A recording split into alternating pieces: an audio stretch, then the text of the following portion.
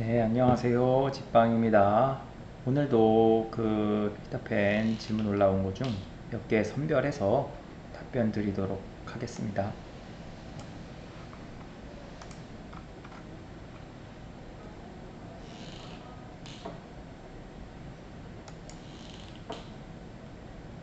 집주인 변경 시에 발생할 문제 관련 질문. 지금 전셋집을 알아보고 있는데 아무리 찾아도 나오지 않는 궁금한 부분이 있어서 질문드립니다. 만약 전세 계약 중 집주인이 변경되었을 때 변경된 집주인이 재전입신고 확정일자 전에 세금을 미납한 경우면 어떻게 되나요? 제가 알기로 전세금과 세금 미납의 경우에는 전입신고 확정일자와 미납날짜 중 먼저 결정된 것이 우선 변제권을 가지는 것으로 알고 있습니다. 그런데 만약 새로운 집주인이 재확정일자보다 이전의 시간에 고액의 세금을 미납한 상태일 때 우선 변제권은 어디로 가게 되나요? 자, 요거를 한번 보겠습니다. 그림판. 지금 이 질문자님이 궁금하신 거는 살고 있는 집에 내가 모르는 어떤 세금이 미납돼 있으면 내가 아무리 선순이어도 나중에 내 보증금을 잃는 거 아니냐 요 얘기를 하신 것 같아요. 네, 되게 굉장히 좋은 질문이긴 합니다. 네, 그래서 지금 질문자님이 기억이라고 할게요. 기억님이 A 집에 이제 들어갔는데 내가 못 보고 이 세금을 못 보고 들어가서 내 전세금이 손해를 보면 안 되지 않냐 요겁니다. 근데 이거는 한 단계만 일단은 신중을 기한다면 이런 일은 없습니다. 그 국세 및 지방세 완납 증명서라는 게 있습니다. 이거는 소유자가 뗄 수가 있거든요. 이 완납증명서가 뭐냐면 이 소유자는 국세나 지방세를 미납한 게 없이 다 냈습니다 라는 것을 증명하는 서류입니다. 그래서 요거를 떼주는 게 가장 베스트입니다. 근데 일반적으로 소유자는 유난 떤다고 하면서 요거를 안 주려고 합니다. 왜냐면 이것도 개인 정보기 때문에 안 주려고 해요. 그럴 경우에는 이제 어떻게 접근을 하셔야 되냐면 이게 이래서 일반 세입자들이 조금 불안한 건데 저거를 안 떼주면 이제 확인할 방법이 없어요. 미납된 세금을 알 방법이 부동산도 모르고 세입자도 모를 수밖에 없습니다. 이런 경우에는 가장 중요한 거는 내가 이걸 전세 들어간다. 그러면 이 집을 만약에 국세나 지방세가 미납이 왕창 돼 있어서 이거 내가 나중에 보증금을 손해를 볼 것 같다라는 생각이 들면 이 집 내가 사겠다라는 생각을 하셔야 됩니다. 내가 사겠다라는 생각을 갖고 들어가셔야 됩니다. 왜냐면 전세를 들어가서 최우선순위 대항력을 갖췄다 하더라도 앞선 조세가 있으면 이게 추후에 경매에 나오든 공매에 나오든 입찰자가 없어요. 입찰해봐야 지금 질문자님이 최우선 순위의 대항력을 가지고 있고 우선 면제권도 가지고 있기 때문에 그 앞전에 나갈 돈들 이런 국세나 지방세들이 먼저 나가게 된다면 그 납부일자가 먼저 발생한 어떤 그런 세금들이 먼저 나가게 된다면 낙찰받아봐야 아무런 의미가 없기 때문에 아무도 낙찰하지 않아요. 그래서 결국은 유찰돼서 결국은 세입자가 입찰하지 않는 한 끝나지 않습니다. 그래서 아까 제가 여기 위에 말씀드린 내가 사겠다라는 생각이 있으면 들어가시는 거고 아니면 이런 전세를 들어가시면 안 됩니다. 그리고 전세가가 매매가보다는 확실히 좀 싸야 됩니다. 그래서 만약에 그것까지 확인이 더 어렵다 그러면 전세나 매매 요 비율을 잘 보신 다음에 전세가 매매가의 한 70% 정도 이하 정도만 형성돼도 네, 크게 문제될 거 없어 보입니다. 네. 그래서 요 질문에 대해서 어느 정도 이제 답변이 되셨을 거라고 생각을 하고 네, 요 질문은 남기도록 하겠습니다.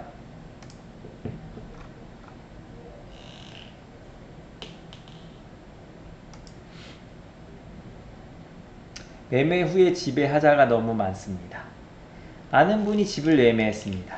집에 하자가 없다고 해서 계약했고 부분 리모델링 시작했습니다. 그러던 중 요 근래 비가 많이 왔고 베란다 쪽에 창문에서 물이 콸콸 새고 있었습니다. 아파트 관리 전화했고 아파트 관리실 분이 이 문제로 이 집에 3-4번 오셨다고 했습니다. 그 전 집주인에게 연락했으나 본인이 살았을 때 그런 적이 없었다고 잡아뗐고 부동산에서도 따로 연락했는데 그런 적 없다며 하지 말라고 하고 전화 끊었. 야, 여기 부동산 쓰레기네요.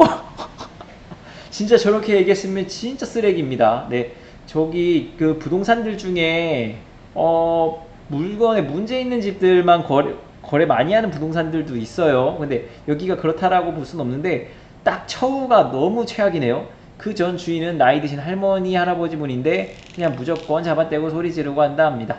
아는 분이 그냥 창문도 샤시 다시 해야겠다 하고 670만원 들여 장마가 조금 지난 뒤 공사하기로 했습니다. 샤시 공사, 부분 리모델링을 하셨었는데 샤시는 따로 안 건드셨던 거네요. 그리고 어제부터 비가 왔는데 창문 틀만이 문제가 아니었네요. 바닥에서도 물이 들어오는데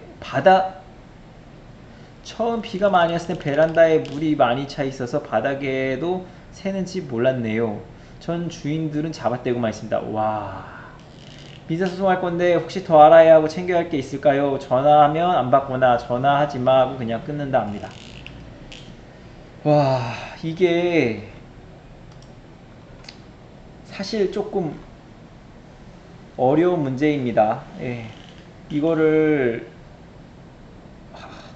소송을 통해서 매도인 하자담보 책임으로 이제 가셔야 될 것 같은데 네, 일단 지금 그 매도자분께서 일단 거짓말하는 게 보여요. 왜냐하면 관리실에서 몇 번 올라갔었다라고 얘기할 정도면 같은 걸로 거짓말을 하고 있다는 게 일단 보이고 그러면 근데 질문자님은 그걸 아셔야 될 거예요.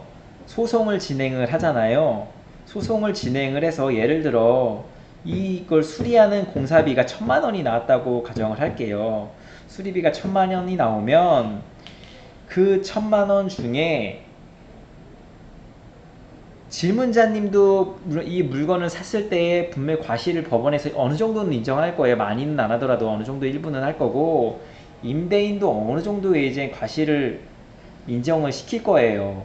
근데 그 비율이 커봐야 얼마나 크냐는 게 이제 문제겠죠. 예를 들어 1,000만 원이 나왔는데 그러면 임대인 피고는 이 손해에 대해서 뭐 200만 원 또는 300만 원에 대한 정도의 손해를 배상해라. 원고에게 배상해라. 이렇게 나올 수는 있어요. 근데 2, 300 받자고 소송이 6개월에서 1년에 걸려버립니다. 그러면은 질문자님도 힘들고 임대인도 그러니까 전 매도자도 힘들죠. 그러니까 이런 상황이 벌어지기 때문에 예를 들어 1,000만 원이 되는데 1,000만 원을 다 받을 수 있다라는 확신이 있으면 참 소송할 명분이 확실한데 100% 예를 들어 금액이 1,000만 원이라 해서 1,000만 원을 다 받을 수 있을 것처럼 보이진 않거든요. 근데 일단은 그러니까 매도인의 어떤 그런 잘못을 인정시켜서 이 사람한테 조금이라도 받아내겠다는 생각이면은 네, 소송을 취하셔도 될 거라고 생각이 듭니다. 일단 자료 같은 거, 자료와 녹취, 그 다음에 그 관리소에서 뭐 어떤 증언 같은 것들을 받아 놓으시면은 이제 뭐 소송 절차에 있어서 더 나으실 것 같고요. 그리고 샤시를 교체하신다 그랬는데 예를 들어 샤시를 교체해야 될 정도의 문제인지 아니면 아파트 보면 이제 코킹 공사가 조금 안 돼 있어서 그 부분 때문에 그럴 수도 있으니까 그런 부분적인 공사를 해보셔도 괜찮을 것 같거든요. 근데 물이 어떻게 떨어지는지는 잘 모르겠어서 제가 뭐 어떻게 확답은 못 드리겠는데, 이게 샤시와 이제 외벽 사이로 이제 물이 새는 경우들이 의외로 되게 많더라고요. 그래서 이게 뭐 노후 아파트 같은 경우에는 그런 경우들이 많은 걸로 알고 있습니다. 그래서 코킹 공사 같은 경우는 그렇게 비용이 많이 들질 않아요. 그래서 코킹 공사도 한번 해보시고, 그래서도 안 되시면은 이제 아까 말씀하신 대로 이제 샤시도 한번 갈아보시고, 어차피 샤시를 바꾸게 되면 파실 때 더 나은 가격으로 받을 수는 있거든요. 그래서 뭐 그렇게 공사해 보시는 것도 그러니까 좋은 선택인 것 같습니다. 근데 이 나중에 이제 이 샤시를 너네 때문에 바꿨다라고 해가지고 손해배상해서 이 샤시가까지 넣어버리게 되면은 아마 그건 법원에서 인정하지는 않을 것 같습니다. 네, 일단은 요거 답변은 요 정도로만 하겠습니다.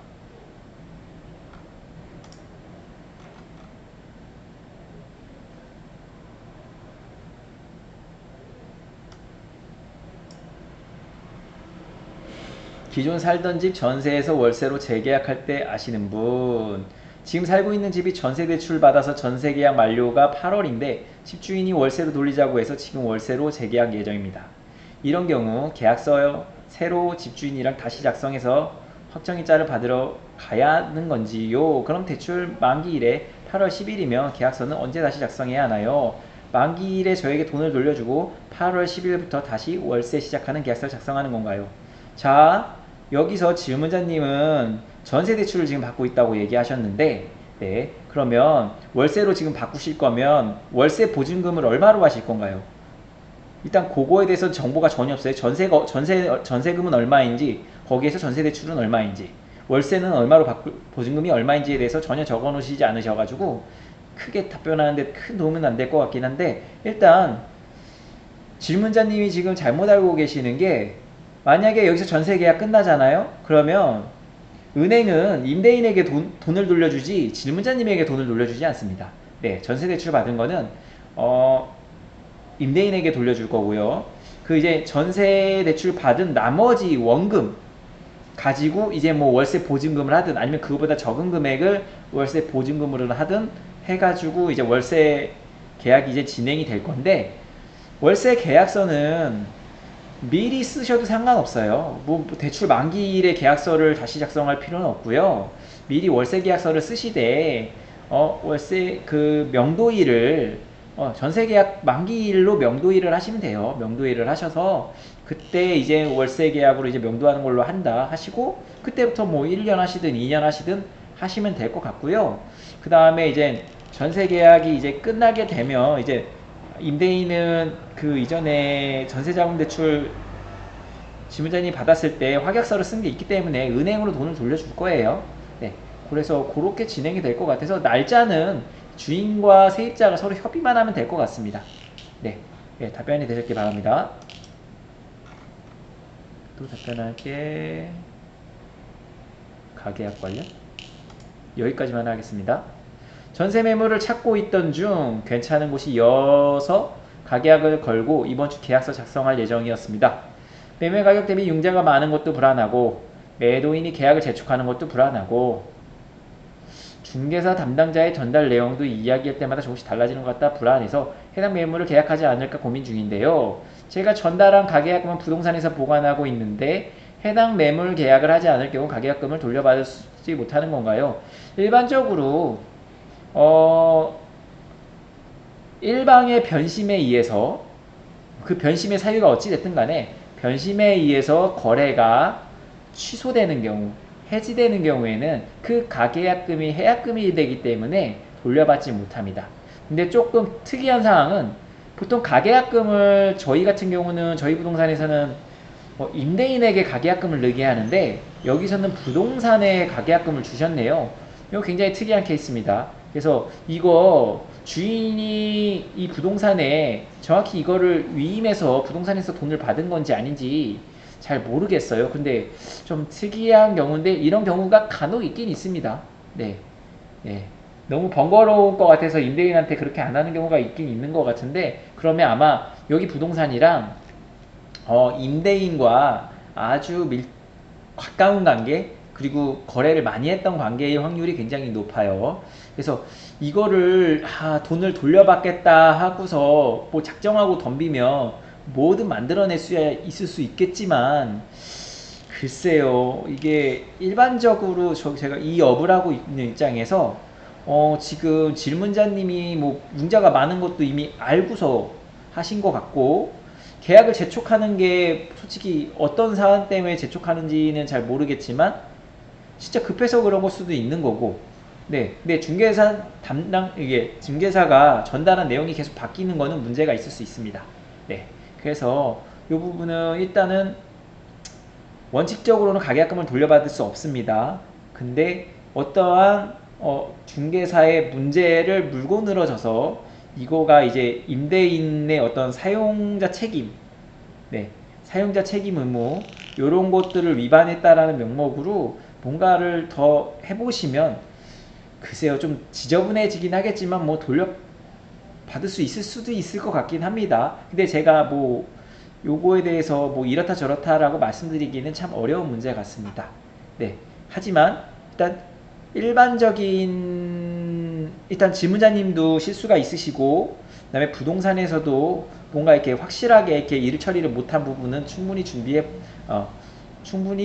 존재해 보입니다. 네, 오늘 답변은 여기로 마치겠습니다. 감사합니다.